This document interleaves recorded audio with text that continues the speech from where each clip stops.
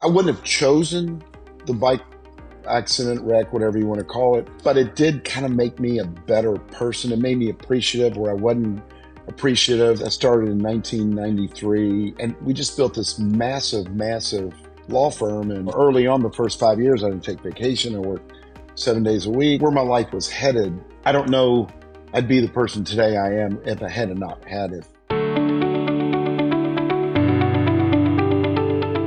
Welcome to Trial Lawyer View, the podcast dedicated to the fierce yet compassionate lawyers who fight every day for justice in the courtroom. Our guests are top trial lawyers and their firms who share their stories and experiences, offering valuable insights into their journey, as well as expert guests who provide actionable strategies and practical tips for personal injury lawyers looking to optimize their operations, enhance client service, and drive growth in their practices. Trial Lawyer View is brought to you by Synergy. At Synergy, we aren't just a service provider. We are a strategic partner for personal injury law firms, seamlessly integrating with law firms to boost efficiency from day one. Outsourcing cumbersome administrative tasks like lien resolution and Medicare compliance to an expert partner like Synergy enables personal injury firms to focus on what they do best. Welcome to the Trial Lawyer Review podcast. Today, I get to sit down and chat with Darryl Isaacs, widely known as The Hammer, to explore his remarkable journey as a personal injury attorney, personal injury survivor, and advocate for clients. With over 30 years of experience in the courtroom, Darryl has built a reputation for smashing through the obstacles that often stand in the way of justice. His personal experiences, including a life-altering accident that left him with serious injuries, have shaped his empathetic approach to law, allowing him to truly understand what his clients are going through during their toughest times. Darryl got his undergraduate degree from University of Kentucky and earned his JD from the University of Louisville-Brandeis School of Law. He's a member of the Kentucky, Indiana, and Ohio Bar, serving all three states with locations in each jurisdiction. He's a passionate advocate and innovator in marketing in the personal injury space. Today, we're going to do a deep dive into the topics that make Darryl and his firm unique. Darryl, welcome to Trial Lawyer Review. Thank you for being with me today on the podcast. Well, thank you for having me. It's an honor. Thank you so much. I got to start off with a question for you about being struck by a car while cycling in 2015, because less than a year later, in August of 2016, I was struck by a car while heading to meet a group of cyclists that I rode with every Tuesday and Thursday for years. It was a training ride that I had done, every day for a long time. And it turned my life upside down, putting me in the ICU for almost 10 days and 21 days in the hospital. And I read what happened to you at some point, either before or after I was struck. And I can't recall, but hearing you in an interview talk about its impact on your life was so similar to how I felt post being struck. And I wanted to ask you about why, for you, the experience was so life-changing and how that's translated into changes that you've made within your law firm or your approaches to personal injury cases. Yes. Well, first, let me say, I imagine your experience, like mine, was not something you chose.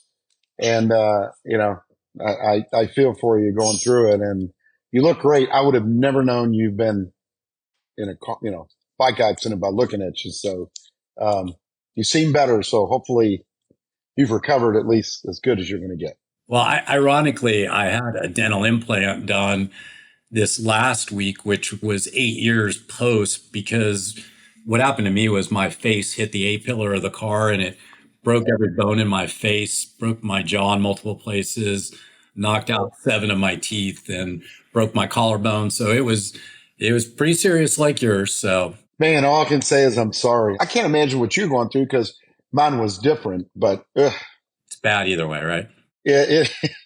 Well, we both joined that lottery that no one wants to win. Yeah. So for me, it did change my life. When my father, who is my hero, was having surgery, and he had prostate cancer and kind of survived, and then something returned. So I have 3 brothers. There's 4 of us. So we were at the hospital that morning and he underwent this surgery. And they always tell you there's a chance he won't come out. So he survived. And we all decided we're going to take shifts. And I'm a night owl. I don't really sleep a whole lot. So I said, I'm going to go home, come back. I'll take the night shift. And I was going to go for a ride because, being a cyclist yourself, there's certain times, like I was in Kentucky at the time and it was cold. And this particular day was Martin Luther King. It's the first day in about 3 months that it was 65 degrees. So it was just warm enough to where, okay, I can do a ride. And interesting, came home, told my family, hey, I'll be back in an hour. And then, you come back a month later. I know people think I'm insane, but I wouldn't have chosen the bike accident, wreck, whatever you want to call it. But it did kind of make me a better person. It made me appreciative where I wasn't appreciative. Before that, I had started this firm. Now I started in 1993. And we just built this massive, massive law firm. And, I did like most people, early on the first 5 years, I didn't take vacation. I worked 7 days a week. And, you just where my life was headed. I don't know I'd be the person today I am if I had not had it. And like you, I mean, you had horrible injuries. I was very fortunate in that I broke my C1 and C2. And when they hang you, you get what's called a C2 fracture. But at the scene, I was fortunate because my head and neck came out of a line. And even though it was gross, my spinal cord moved out of the way. And so when I, broke my neck and I had shoulder injuries wherever, I was scalped, I had to put my scalp back on. I mean, all these bad things happen. And I just had my 12th surgery this past June.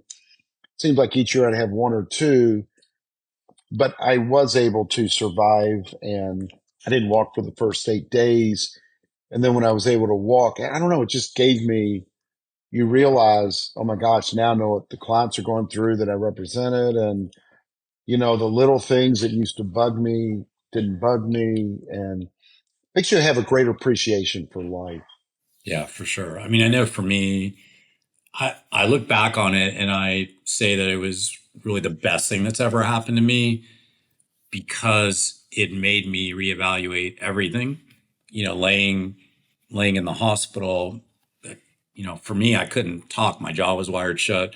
I was on a ventilator. I can't imagine. So I had a lot of introspective time because my only method of communication was, handwriting something. And Right. but it gave me a lot of time to sit back and think about where I was and what I wanted and, all those things that I think are, when something like that happens, it's a pivotal moment. And for me, it was, I think what I needed at that time for whatever reason. And, since then have used that as a way to better connect with our clients. Cause like you, I mean, we serve injured parties, we do something different. We're helping them, hopefully protect as much of the net proceeds as we can by making sure the liens are reduced as much as possible or protecting their government benefits, those sorts of things. But for me, it became just a little bit different. I had always served that population, but the mission about helping those people, there was a connection because, once you've experienced it, exactly what clients are going through. And, even though both of our incidents were pretty serious and bad, I've seen through my career just how awful some of these things can be for the family members and for the person that's been injured. So, Yeah. It gives you that deeper understanding. You mentioned that became my tagline. I had represented thousands before, wrongful death, brain injuries, amputees. I didn't really know what they were going through. I thought I did. But then when you go through, one of the experiences that was horrible is one of the surgeries, they woke me up intubated. Now, they didn't tell me that. And they did it because if they took it out and I wasn't breathing, I would die because, once you break your neck, to intubate you, they can't snap your head back. So many bad experiences, but everything they did, And maybe, I don't know, I can imagine, like, you would know this answer, but I would tell people, so, you can go 30 plus days on water, nutrients, and no food. But what happens to you when you don't drink fluids after 4 or 5 days? And I imagine you were in that boat because of your jaw being wired. But I lost my swallowing muscles, and I didn't know that because they had wires and they had tubes, and I was in and out of. They kept me in a semi-induced coma, so I had to learn to swallow again. And then, before they'll even let you eat, you have to do that barium test where, and the first time I did it, I was aspirating my lungs, and I think little things like that. And so when I came out, I was in a neck brace for, I don't know how many months after, because I'd already had 2 neck surgeries when I was finally discharged. But my new slogan, because we were doing a lot of marketing, is I know what you're going through. And in fact, one of the clients hired us, and, we got a $10 million verdict. And the lady said her husband was killed by a truck. It was sad. But anyway, after the verdict, and then she did a testimonial, they were asking her, why did you pick this firm? And she was talking about her brother called right as she learned her husband died. And he said, do you know who to call? And she goes, I absolutely know who to call. I'm going to call the Hammer because he knows what I'm going through. And when I heard that, how powerful it was, I thought, wow. And so even to this day, when I meet with these clients, I never want them to think, oh, like you, I don't want to minimize what you went through or compare mine to yours, because whatever you went through is so real and genuine to you. But at the same time, I really didn't know what they were going through until I experienced what I went through. And now I'm like, oh my gosh, I think I really do understand what the individual's going through. Now, there's some type of cases I won't know. Like, I think one of the worst cases to get as a parent is to represent someone who lost a child in a wrongful death case. And it's just so tragic. But, we do a lot of brain injury, TBI cases. And because I have a TBI, I got a brain injury. For me, it's not that it's personal. It's just, I want to give a voice to those that can't give a voice to themselves. And so anyway, but when you mention that, and I mean to get off on a tangent, what they're going through. I'm like, that became one of my major slogans because I do know what they go through for the most part. I learned that even though I'm a lawyer and am in this field, I still navigated a lot of stuff that I had no idea was part of all of this, from the emotional to the physical to the stuff with insurance, particularly because all my dental injuries, our health insurance plan, which was an ERISA plan, said it would only cover it if it was complete within 1 year of trauma. And mine couldn't be completed within 1 year of trauma because they needed to stage it. I mean, it was like a reconstruction that had to be done anyway. But stuff like that, it's like all those little things that, I thankfully one of my close friends here in Orlando represented me. I knew so many personal injury lawyers, so it was, obviously I had a million different people that could represent me, but I had somebody who was a friend, and so. But even with all of that, it still was a really difficult, traumatic experience to try and handle. And I had a company where people could carry on what I did and I could recover. And most people don't have that luxury. I mean, there's so many things that, people don't understand and realize about what you go through when something like this happens, particularly. And that's what frustrates me with tort reform is, all of that stuff, because those legislators typically have no clue because they've never experienced, their family hasn't. And then when their family has an accident, then they go, what did I do here? Anyway, on a tangent, but so true.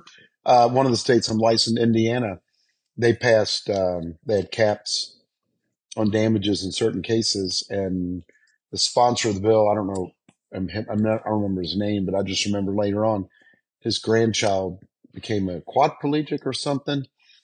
And that's one of the things he was talking about. He he passed something that really hurt his family. And you're right, they really don't know. And I don't think he would make the same decision today that he made given what he knew. But For sure. I seriously doubt it. I'm curious, though, with what you went through, did that influence how you went about the relationships with your clients and how you engaged with them? Like, I'm just curious if that all changed after having had the experiences you had.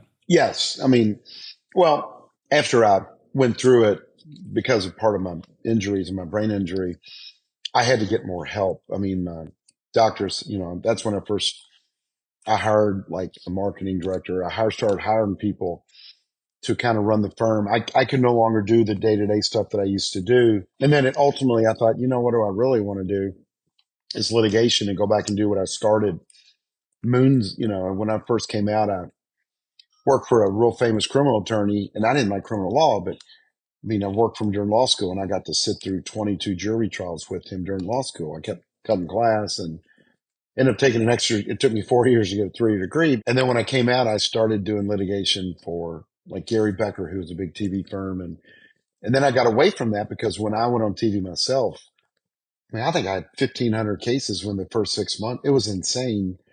When I did it back in 1996, there wasn't the competition you have like today. But after the accident, it made me realize I want to spend more time with my family, and B, I wanted to go build our litigation up and have other people kind of run the firm. And so, since then we've built a, $2 million courtroom, and we've done all kinds of stuff. Then, then I went and studied the Jerry Spence ranch. I mean, I've done stuff, but everything I do, even the psychodrama, it helps you understand A, what the client's going through, and B, I could relate better. And, even now, I mean, I got a ton of attorneys work for me, and I may only have 10 cases that I work on, but I just look at everything different. I handle everything different. And, I think it's all because of what I went through. I just think it made me, maybe more right for the job than, let's say, I was before the accident. So, are there specific practices your firm has implemented to ensure high levels of client satisfaction and loyalty, to get back to that idea of how do law firms build these strong client relationships? We could always do a better job. I grew up in the service industry where I flipped burgers. I was a manager of a restaurant. Everything I did taught me customer service. And even in 1977, I remember flipping burgers, and they made us we worked for a place called Burger Queen. The customer signed the check, which I always thought that was cool. And they made us listen to Earl Nightingale tapes back then, and it was all about customer service. So I've tried to implement a lot of that today, but right before this, I was meeting with one of my attorneys on, a major case, and it looks like they're going to get a settlement. I was hoping we'd get to try it, but that's why I always, okay, so tell me about the client contacting, because it wasn't one of the cases I was working on. I do think I'm trying to get all of our attorneys, the hardest thing in the world is getting a case. And so the thing that separates law firms, I think, just like banks, they all give within a quarter of a point, but it's the service. So I think we could always give better service, but what we try to do, and I'm trying to, is, we have rules that, we're supposed to make client contact every so often. I just like a lot of touches with the client, what I call touches, text, email, phone call.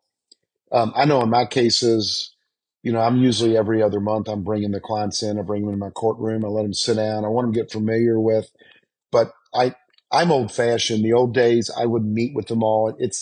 Today's world is, because of COVID, we've lost a lot of that. I think anytime we can get the client one-on-one or face-to-face, I think that's what I'm trying to do. And I'm trying to get all my attorneys to buy in, but we could always do better.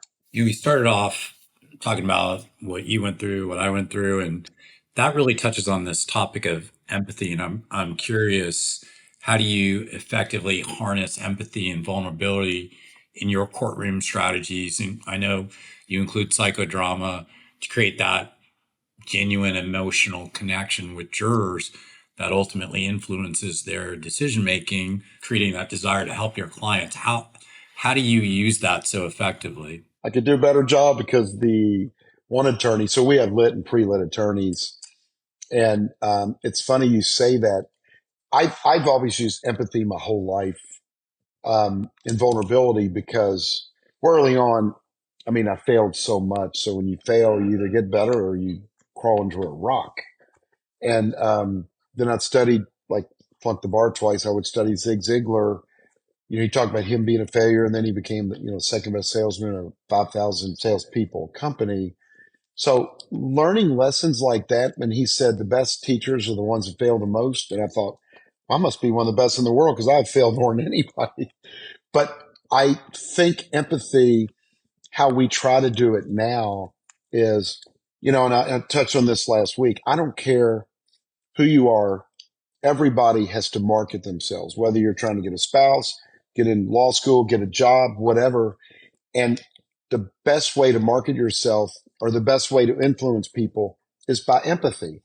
If you interviewed me and I said, hey, I'm the greatest thing since sliced bread, who wants to listen to that? But if you interview me and I teach like I teach last week, I teach from all my failures. I'm vulnerable. I'm going to be vulnerable. I'm going to show you, gosh, yes, I flunked the bar twice by one multi-state question. How many people want to admit their failures? But if I can teach you from my failures, I think it elevates me to where I'm going to be more credible, believable. But empathy, the only way to really get true empathy is through true vulnerability. And, attorneys struggle with this.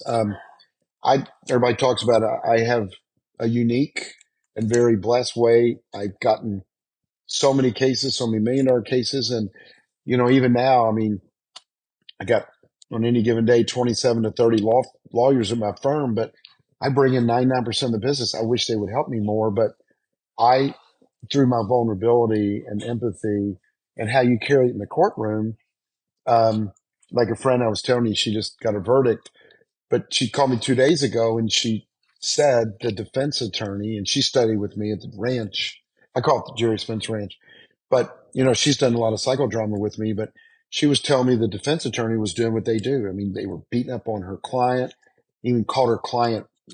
Had she lost weight, she probably wouldn't have been hurt as much. She should join a gym.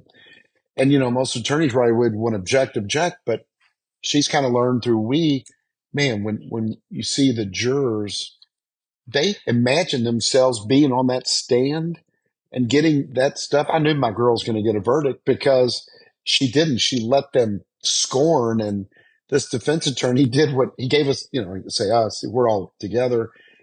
He gave us a gift. And I think empathy is the one gift that if attorneys use correctly, it can help them. And not just, with the jury and the trial, with life.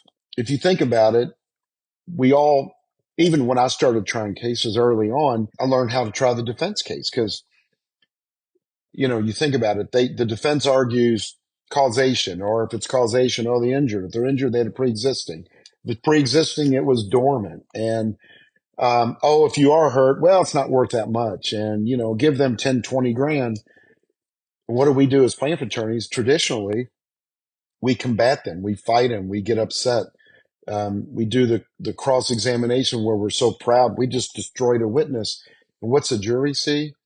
They see, well, that point must be credible because you're both arguing over it.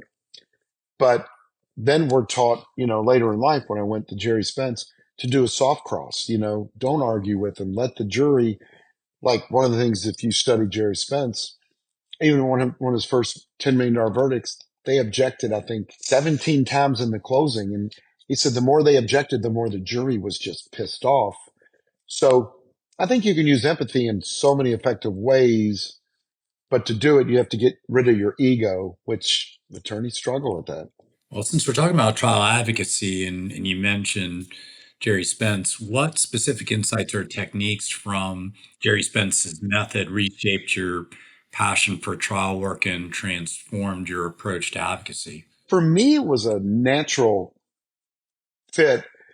because I'm never going to be the smartest guy in the room. I'm never going to be smarter than the doctor expert or the defense witness or even the defense attorney. I mean, some of these defense attorneys tried hundreds and hundreds of cases.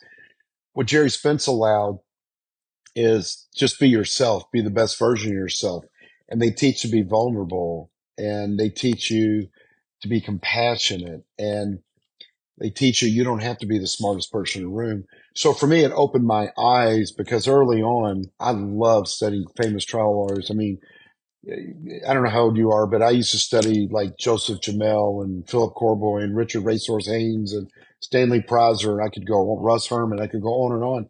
I would fly to their cities, or I would call them on the phone, or like I thought it was so cool. Philip Corboy responded to one of my letters because we didn't have email back then. And he wrote me and sent me a book. And, Russ Herman would take my phone call, and I'm like, oh my God. So it was great. But then what do? One of my first during law school, I was blessed enough to get certified by the Supreme Court.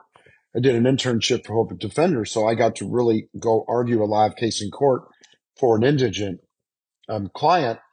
And I'll never forget, I had F. Lee Bailey's book. I took his closing argument and I rewrote it and I memorized it and I just changed the name and I gave it. And the jury didn't give me a verdict because at some point the prosecution gave our client a really great deal. But the gentleman that supervised me, Dan Goet, who ran the public defender, he pulled me aside and he critiqued me and he said, I just want you to know that was the worst closing I've ever seen in my life. And I kept thinking, well, wait a minute, I just copied F. Lee Bailey. But I could learn from everyone, but I'm the one that has to deliver it. And the only person I could really be, what Jerry Spence and them taught me, is to be me. And I don't have to be Russ Herman, or I don't have to be Philip Corboy. It's not that I don't want to be, I'll never be. So they teach you how to go and be yourself and get comfortable in your own skin. Actually, they teach you to get comfortable being uncomfortable. How many times you got up anywhere, either to argue a case or give a presentation? Last week, room full of all these attorneys, and we got ready to start. And guess what? You knew what's going to happen.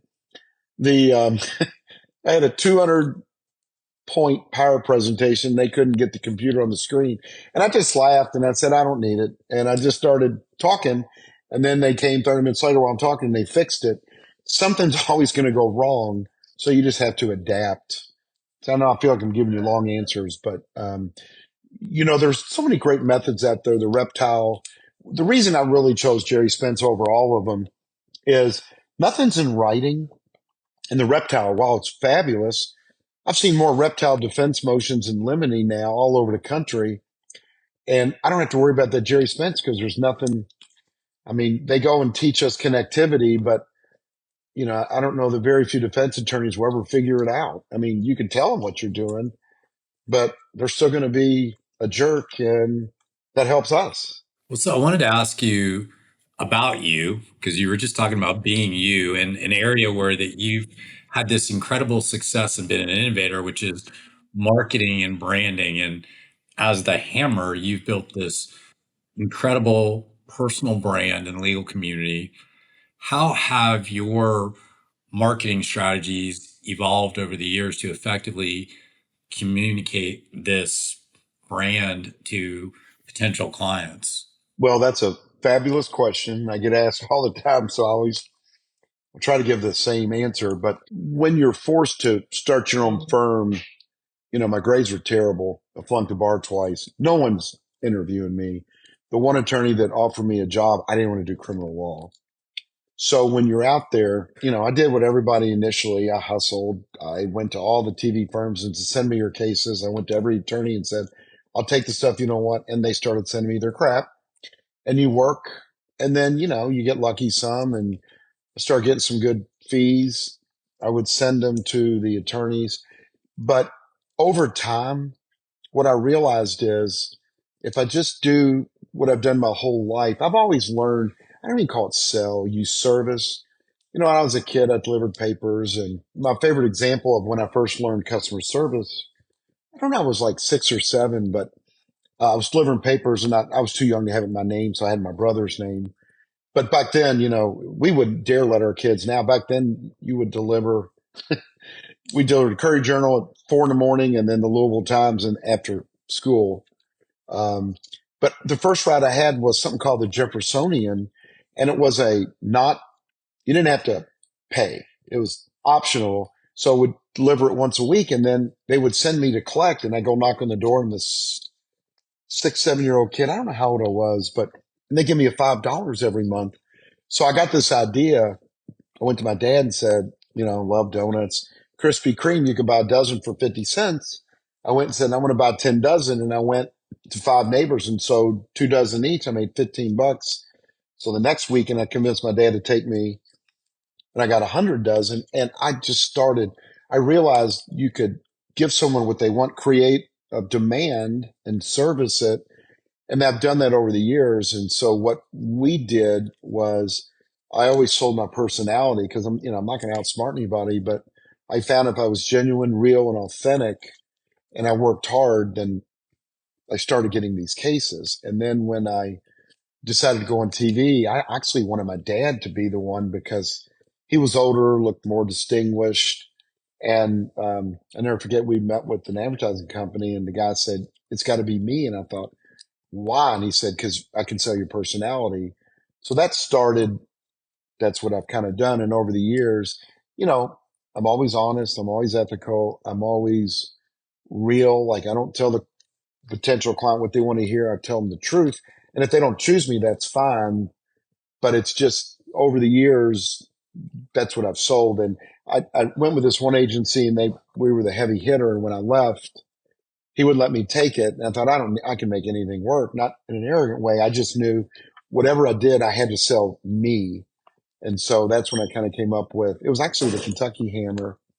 And I got a copyright and trademark. And then Jim Adler's the Texas Hammer, he applied, and they wouldn't let him do it unless he got my blessing. So we worked something out, and it just became the Hammer. But I've just used it over the years. I don't know if it's the Hammer so much as I always try to just be real and honest and ethical. And I think so many, especially trial lawyers, a lot of times, and I work with both, but I think the higher one's ego, it's just hard. And so a lot of people are like, well, how do you get these cases? Well, I'm just real.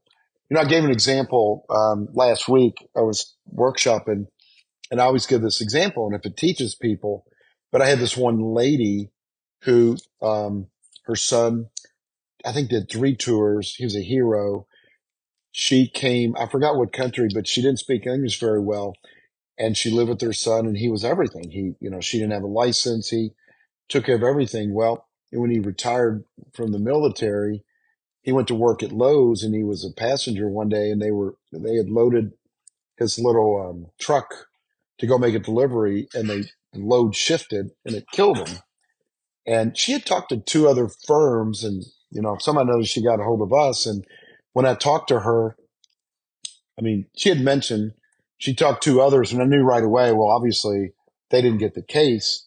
And I knew I'd get the case. And how I did it is most people were going to, when she says it, yeah, I can get you a lot of money. I can do this and that. And when she told me the limited facts, and I understood that this guy was her world. And then I just said, well, I always say, I can't imagine what you're going through, and she's like, what do you mean? I said, what do you need? You don't need a lawyer right now. Have you buried him? Have you made funeral arrangements? She goes, well, I can't drive. And I thought, okay, then I know what you need. So I said, if you want, I sent one of my attorneys, and I said, because she said, I want you, and I knew she would, but first of all, I could sign her up, and she doesn't really have the authority. She's got to get appointed by the court. So I sent someone up, and for 3 days, he stayed in a hotel, and whenever she needed him, he would go and pick her up and take her wherever. And sometimes we just got to be human beings. And so a lot of times to get these cases, you really got to listen. What do they need? Because like I say, we all give the same pitch. We're the bank. We all have within a quarter of a point, but the service. And so I've just found my personality is what I'm trying to sell for our firm, and it's worked. Now, not the greatest, I'm not the best, and there's so many others that do much better than me. I can only tell you what works for me.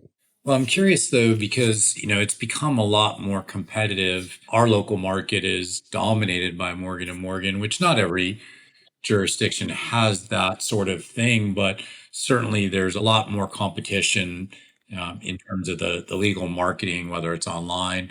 What do you think are the most important things to uniquely position a firm like you have done in the eyes of potential clients just from that specific marketing angle? Most people, when you say the name Morgan Morgan, they all get angry. He's coming in, he's taking all the business. I get that. But I took a different approach. He's coming in like Walmart did. My grandfather used to have an independent jewelry store, and Walmart came in, and my grandfather would sell Bulova watches, Keystone, which mean double. So he'd buy it for 75, mark it up to like 150, give it 20% off, and maybe make 40, $50. Well, Walmart comes in and's retailing $39 these same watches. John Morgan, I mean, look, I'm not a fan of him, but you got to respect what he's done. He's killed it. And so he's coming in. What are you going to do? You're going to quit practicing or are you going to survive? If you're going to survive, you got to learn how to compete with him. So what can you do that he doesn't? First of all, I doubt any new client's going to get John Morgan on the phone. I give my cell phone to everyone. I probably give it to 100,000 people. I give everybody my cell phone. I still get a lot of cases on my cell phone. So one of the things I do different is we try to give better service. We do a lot of local stuff. Morgan's advertising and, like I say, we can get mad or, okay, how can we learn from it? How do we compete? You got to find what you do really well and do that.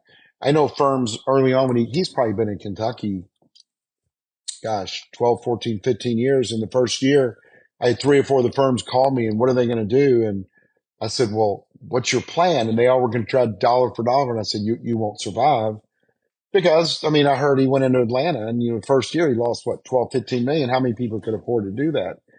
So what we do is, and we didn't do that. And a lot of firms did 2 or 3 and one of them's out of business now. But we decided, okay, what can we do different? So we try to give better customer service. We try to always be available. We try to give our clients cell numbers. And a lot, Morgan Run, they try a lot of cases. They got some great, I mean, Keith Mitnick's one of the best trial lawyers in the country. So make no bones, they got some good lawyers, but they can't represent everybody.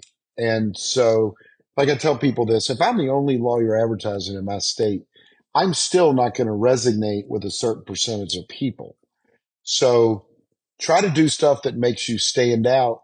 And we do a lot of charitable things like, once a year we give away 4 or 5,000 backpacks and then everybody, we show that we're human, that we're not just these blood sucking shark attorneys. And, the last couple of years, this past year, we just found 151 forever homes, through the Humane Society. And we had thousands at this event.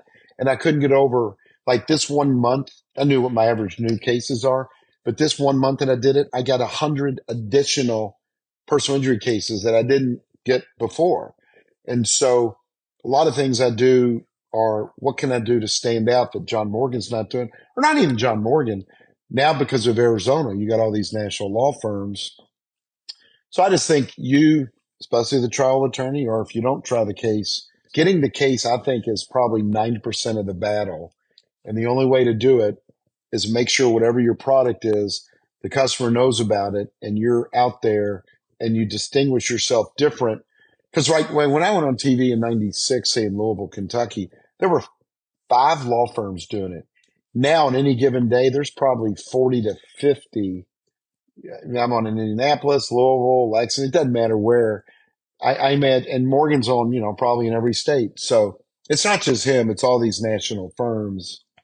So you got to either get better or you're going to go out of business. Yeah, I think there's definitely something to that community connection and the grassroots stuff. I've had other guests recently talking about just the power of that in terms of as part of your marketing strategy, and certainly what you've talked about is confirmation of the importance of that to not only stand out, but just that connection, that building relationships in the local community, which not everyone does, and it's an easier way of going about the branding because of the fact that it is just grassroots. This is a hard concept. An attorney struggle, my attorney struggle. We all want to put ourselves first. So if you're selfish, it's hard. But if you put others first, like I didn't know, when I recovered from my accident, some said I wouldn't walk. I knew I'd walk because I'm persistent. That's what I'm going to keep doing what I need to do. But I decided to help as many people do what I do. So when I started helping others is when my practice really blew up. Even now, the more I do, that's why I travel around. I help everything because it helps me. And I don't do it just for that. I feel good helping other people. And when you go out there, even your marketing and advertising, I want to help people because, we're very blessed. We make tons of money in these cases, but it makes me feel good helping the client. And it also makes me feel good helping other attorneys. So I think if you can put others first, and that was one of the things Zig Ziglar, never met him. Died after I started studying him. I wish I went and saw him live. But he said, you can get anything in this world if you help enough people get what they want. So I always thought if I help you get what you want, in turn, I might get what I want. But if not, it'll come to me down the road. So that's what I wish all our profession, we all attack each other instead of what can we do to raise everybody up? Because, the insurance company does a great job making us lawyers in general look bad. So we should help each other. Well, I do think that, I've seen the community. Actually, I've got my little honey badger, which when I was in the hospital, a group of trial lawyers that I was on a listserv with sent that to me. And, I do think that there's a real cool sense of community amongst trial lawyers. Obviously, that there is the competitiveness in the local jurisdictions, but there is that willingness, people like you who go out of their way to help other law firms. And for the very reason that you said and expressed is exactly why you do those things. You mentioned honey badger, then you got to see this video. You can go YouTube it, but I'm one of those, until it's over, it's not over. And anyway, someone sent me this because they know, I'm stubborn, but I'm tenacious and persistent. But there's a honey badger that is literally probably 10, 20 seconds from death from a big anaconda, a python. And most animals that would get out, these two foxes came and started messing with it. And the honey badger played dead forever or didn't fight it. And then when it's got its chance, it freed itself. Most animals would run away. It just pissed it off. It ended up not only killing the snake, but eating it, or you didn't see it, but that's what it was doing. And it went from death to being, and I just thought, wow, what a story of persistence and triumph. But I love honey badgers because they're with 30, 40 pounds, and even bears, no one wants to mess with them. So I saw that. You ought to go check that out. You can, like I say, go on YouTube, and if you Google enough information, it's about 3-4 minutes, but watch it. It gives you hope. Well, personally, I took the honey badger mentality to heart when I was, in the hospital. I'm sure it was the same, that determination that you need for that and to be successful in life in general, right? That's part of what, I think does differentiate people. I'm curious. So, you've grown this incredible firm, and I know it's difficult because I really focus on this is making sure that my team remains aligned around our core values and mission, as we're growing while maintaining operational efficiency and all those things. Given what you guys do, how have you managed to maintain that with your team, given the growth and scaling of your firm?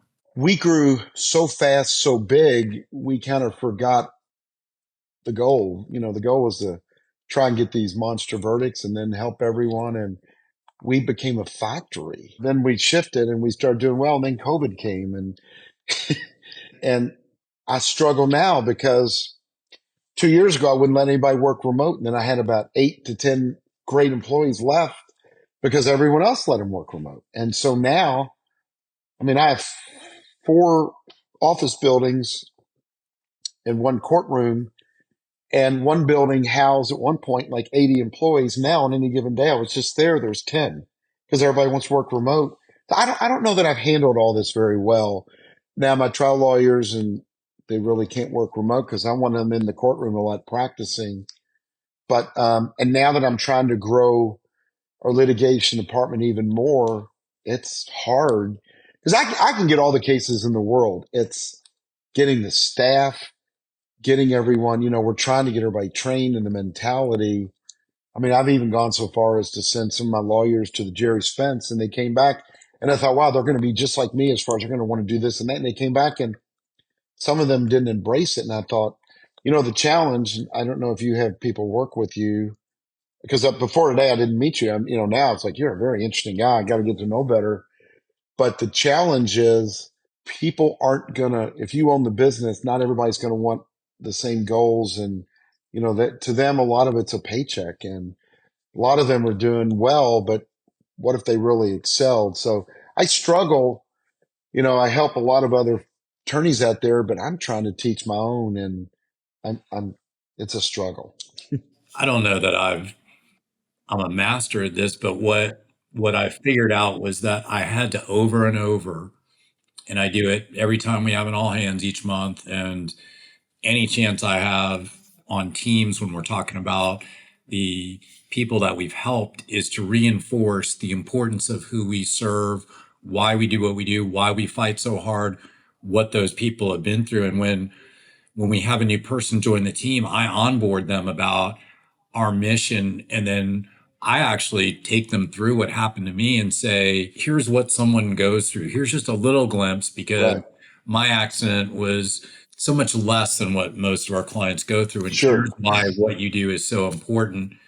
It's tough because not everybody is going to feel as passionate as you do about it. But I do think there is something to that continued messaging around why we do what we do and giving people that meaning and purpose to what they do each day. I think it's fabulous what you're doing. I'll try it. Again, I don't want to sound negative. It's just, I know I'm in business and it's not just to make money, it's to help the people. And I know what they went through. But I just think some of these attorneys, they, even the ones that get a great result, they're ready to go to the next case. And I want to build relationship. And one of the things I teach, I want to be that lawyer for life. I want this person to think of me for the next 100 years. We get a lot of referral, a lot of repeat because of that. And I know a lot of law firms nowadays with Google and marketing and, the internet's really opened the new wave of getting cases. But, sometimes these firms, and I've taught them. I mean, one firm I started working with, and I'm not going to sit and take all the credit, but he'll tell you he had 25 people. Now he's over 650, but I started teaching him a lot of the principles that we used. I mean, he just left everybody in the dust, but now they've become so hungry. They just, I think at some point it's hard to teach your attorneys, no matter how big and successful or how many cases we get, we still got to make the client happy one client at a time and one person at a time. And think about when they call us, tellers of the bank, I used to think of because, my wife used to be a teller. People come in and you're the first line of defense. Most people come in, they're not happy. They got bills or they got this or they can't get their check cashed. Well, we're the same way. People call us, they have problems. The insurance company, if they did their job, there'd be nothing for you and I to do. So when they come in, they're unhappy and all that. And what do our people do after a while when they, 5, 6 hours in a day, they're getting client complaint after complaint. It's hard for them to have the compassion. And I just think we all forget that. And so I'm going to try what you do. I'm going to try it every new employee. We onboard them, we do all this training, but maybe we're not doing as good a job as you all are doing because I still struggle with this. I think it's a challenge for any business, and but the one thing that we have in common is just that every day we get a chance to help make a difference in people's lives. Sure. Whereas you go to work in a lot of places and you never get that feeling of knowing, hey, we helped somebody, we did good. When I graduated from law school, I did insurance defense work, which I hated because I always felt like I wasn't helping anybody. I'm just doing a job and I'm a cog in the wheel of grinding people down, and now it's the complete opposite. I see what we do and how it benefits people. And I feel very blessed that we have a business that's what it's all about. It's not about, selling a widget. We're actually doing good, just like you guys do. Well, the good thing though, the defense side. I only did one insurance company, we kept suing for bad faith. They called me one day and we're tired of you suing us. Would you consider doing defense work? I'm like, no, I don't. Like, well, what if we taught our inner workings? And I thought, okay. So they sent me 2 files in the first 2 weeks. I looked at it. I called them and said, you all need to pay these. I sent it back. I said, I can't do defense work. I mean, some engineer hit someone. They had a minimum limit of 25 and the person he hit had surgery. And our guy ran 2 red lights and they didn't want to pay the 25. I thought, and I'm telling that insuree, you need to get someone to protect you beyond the 25. I will never know what you know because I didn't do defense work. So I think that's another tool in your tool shed that you're able to use. So a couple of more questions. I'll let you go. I'm curious if you guys have really started to see a shift and deploy technology in terms of your practice and how you ultimately enhance your efficiency and the way you deliver your services to clients. Yes, 100%. In fact, today the attorney I was talking about, I was meeting on a case, was complaining about we're switching case management system. We've been through 3, and I don't even want to say the one we're going to because people hear I'm using it and they go do it, and then if it doesn't work, they get mad at me. But regardless which one we're using, it's only as good as your staff is willing to do. But with technology, there is something else. Now there's all these text services that we can text videos. Like I just shot 25 videos on different things, like a new client. This is what you can expect. And, if it goes to trial, you can expect this. And when your settlement comes, you can expect this. And we want to start texting that to people and we want to start keeping them more informed. And I think that's going to reduce, we got some clients, they call 3-4 times a day. They got nothing else going on. They're thinking about all the money they're not getting. They're living paycheck to paycheck. I get it. So technology we're trying different things that will do a better job of us communicating with the client and B, maybe, keep them better informed. The old way we'd go through the mail. Then you start email. Well, email's almost obsolete. Now texting is, I think, 50% more effective, at least from our studies. We always study what can we do to do better, but I was on a call 30 minutes before this, and my COO was telling me he just had a discussion about AI, how it can do this one part. So we, like everybody else, are looking for what technology can improve our customer service experience.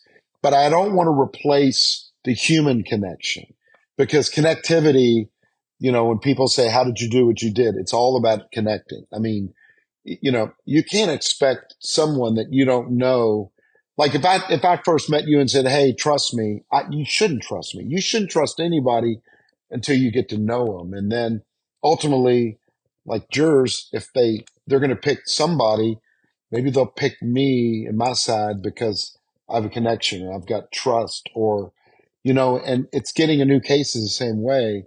You can talk to someone, but if they don't trust you and like you, they're not going to hire you. So I don't want to do anything that's going to lose that connectability with the client. Yeah, I had a guest on the podcast several years ago, Joey Coleman, who's an author, wrote a book, Never Lose a Customer Again. And he talked about that exactly what you just talked about, because he calls himself a recovering lawyer. He had done some criminal defense work early on, but now he's a speaker and has written these best-selling books. But I'll have to get it. Great book, great guy, but that connection, and he just felt like the law profession has done a really poor job in doing those things and letting clients know, here's what to expect. Here's, because if you don't know, I mean, it is daunting to be in that position where you're going, hey, I don't know when this is going to resolve. And I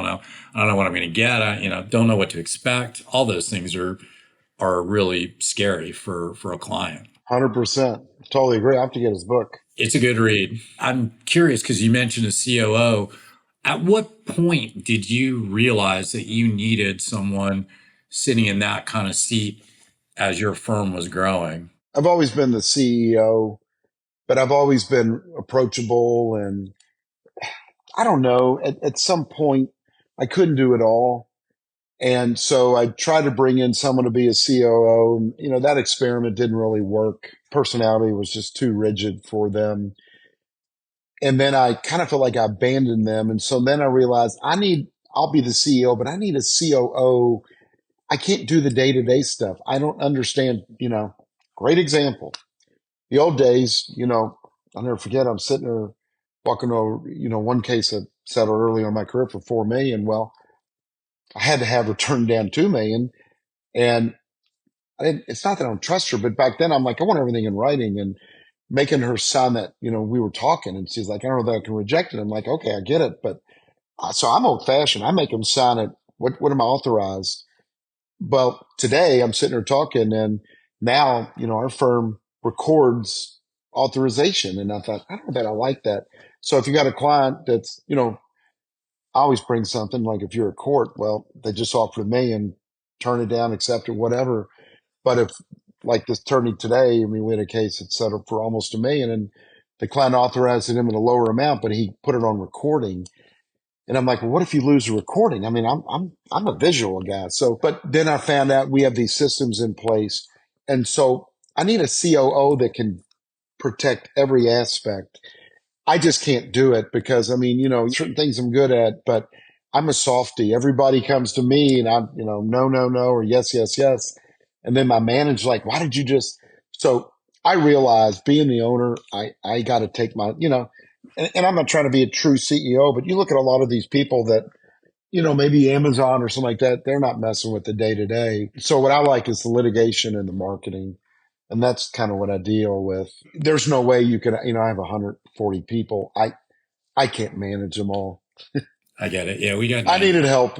Yeah, yeah, I get it. It's critical. But what you do see typically are a lot of law firms operating without someone in that seat, really analyzing how the firm operates. Are they operating at peak efficiency? Because I talk a bit about this with, whether a firm makes a decision or not to outsource to a group like us, lien resolution. Well, if you look at that from a financial perspective and analyze it, you may make a COO may make that decision, whereas many law firm owners might not, because they don't even have their finger on the pulse of, well, what would make our law firm operate more efficiently and profitably and deliver even better client results, right? Because they don't have someone that thinks that way. And it's hard because, when you go to law school, they don't teach you any of that. It's not something that's part of the curriculum. 100% what you just said. I agree 100%. All right. So I don't want to take up any more of your time, but I did want to give you one last question to answer. And since it's trial lawyer review, I always ask this, and it's completely open-ended. You can talk about whatever you want, even if it's not related to this, but what's your view as a trial lawyer? Every firm should litigate cases. I think, and we're still trying, many of my attorneys try the good ones. They settle the good ones and try the bad ones, and it's the opposite. We need to make a better decision on cases, because one thing I learned, I want to help everybody, but if we have a case that's worth 10 grand, I'm not going to get $1 million for it. But if we have a case worth 3 million, I could settle it for $1 million. So what we need to do is we need to try and get full value on the cases, or at least get them to settle for full value. I just think we are giving the insurance company discounts. And I didn't realize this until I went and studied. Again, you think you know everything and you know nothing. I trained under a certain trial attorney, and I did things for a certain way. And I made the decision when I went back to the Jerry Spence and I read the book, I'm going to go in and forget everything I ever learned. And it opened my eyes that, you could take a story and, I'm going to tell you the mistake I made. So I'm only telling for me. I always said, what happened to the client? And what happens is jurors give them what the defense pretty much tells them to give them. When we stopped talking about what happened to the client and we started showing why, then all of a sudden the cases started getting more value. And the better story, the more money. And now what we've learned, if we can show not only why, but we can show the danger, we can show a betrayal, we can show the bad defendant's conduct, then a jury, if we can get them to get emotional, they will make decisions on their emotions. And if they get angry, they'll give me more money than if they're not angry. If I can get the jury to imagine that my client could be them, the golden rule, I can't put them in that spot. But what I can do is I can show them, can you imagine that this potentially is happening to a loved one that you know or your special friend? Would you allow me to get them full justice, or do you want me to give them half justice? So I just got to get the jury to imagine what I want them to imagine. And in return, they'll give me more money and hopefully I'll win more. And, but we've not done a good job in a lot of these years. And now we're trying to get better. And even today, I have an attorney in my office. He's been practicing 20 years and he's trying to tell me why he's so great. And I'm just sitting there thinking, can you at least perceive the possibility that you don't know everything and maybe you could learn more? And the day I quit learning more is the day I need to quit practicing law. So I think, there's some law firms that I've coached that never want to try a case. And I get it, to get someone to try your cases. But if you don't try enough cases, the jury's going to pay you what you deserve. But if you start getting a lot of verdicts, you'll be surprised how much more money you'll get paid. And I'm even shocked sometimes what we're getting paid. On the face of it, I don't think it's worth it. But flip side, it all changed like when we got a $10 million verdict. And so I think verdicts can change your life. And I think now there's so many avenues to get better and learn, besides reptile. There's just so many. Jerry Spence, we own Jerry Spence, there's others, but I just think the more cases you try, the better it's going to raise the value in all your cases. Great advice. So if people have questions about anything you've talked about today, looking for someone to refer a case to in your local jurisdictions that you guys practice in, I know you've got a book too. If they want to get in touch with you, want to learn more, what's the best way?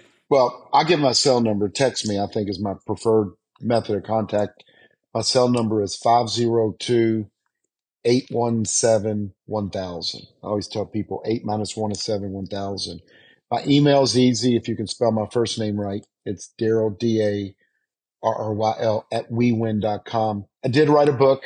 My writer wrote it. He just watched me do a lot of presentations. I don't make anything off it. In fact, I give it away, but you can get it on Amazon for $10, $15. Reach out, I'll send you one. The only reason I would suggest getting it is it's a lot of things that I've done over the years. Like we've done over $2 billion in business, and I started it from scratch. My father was semi-retired, but it's a lot of practical stuff. It's an easy read. You could probably read it in a day, and it's just giving you some general stuff about the knowledge. And I tell people this, it's funny. Again, I don't want to make money on it. I didn't do it for that reason, but one of the girls or ladies that came to one of my classes read it like 3 months before, and she was bragging for everybody. She read the book and she's gotten 100 cases from it. I thought, oh my gosh, I never wrote it. I didn't think about all the cases you can get, but she used a lot of the principles. And so I don't hold anything back. Everything in the book is what I kind of do. Because again, I can tell you all day long, even last week, I tell everybody if you're going to listen to me for 8 hours, I give you the first 30 seconds. Here's the golden rule. Don't be selfish. Treat others the way you want to be treated, and put others first, and connect with jury, connect with people, connect with employees, and no one does it. So, Well, we'll link to the book in the show notes for today's episode. And Darryl, I really appreciate the gift of your time today. Thanks for being here with me, and we'll see everybody next time on Trial Lawyer View. Here is another episode of Trial Lawyer View. We hope you enjoyed today's guest and discussion. Tune in to our next episode for more helpful insights from fellow trial lawyers and practice experts. This podcast is brought to you by Synergy. Visit partnerwithsynergy.com to learn more about how Synergy can free your firm to focus on what it does best.